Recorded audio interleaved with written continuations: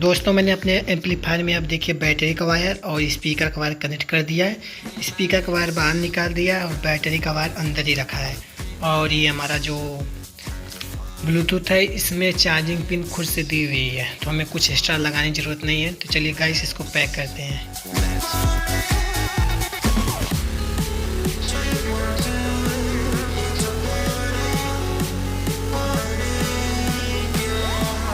दोस्तों मेरा amplifier ready है, एक बार इसको चालू करके देखते हैं चलता है कि नहीं। यहाँ से ऑन करेंगे इसे।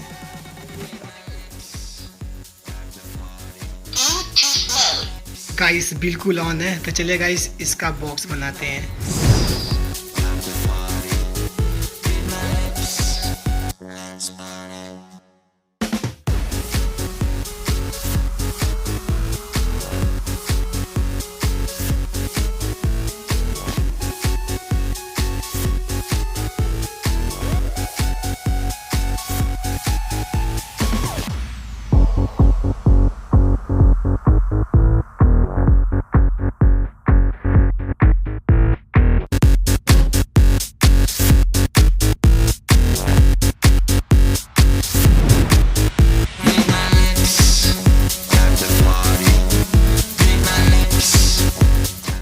दोस्तों चलिए अपने एम्पलीफायर की टेस्टिंग करते हैं। तो हम यहाँ से इसको ऑन कर देंगे।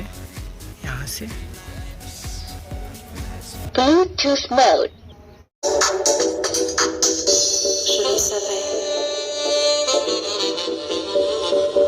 mais je ne sais plus rien.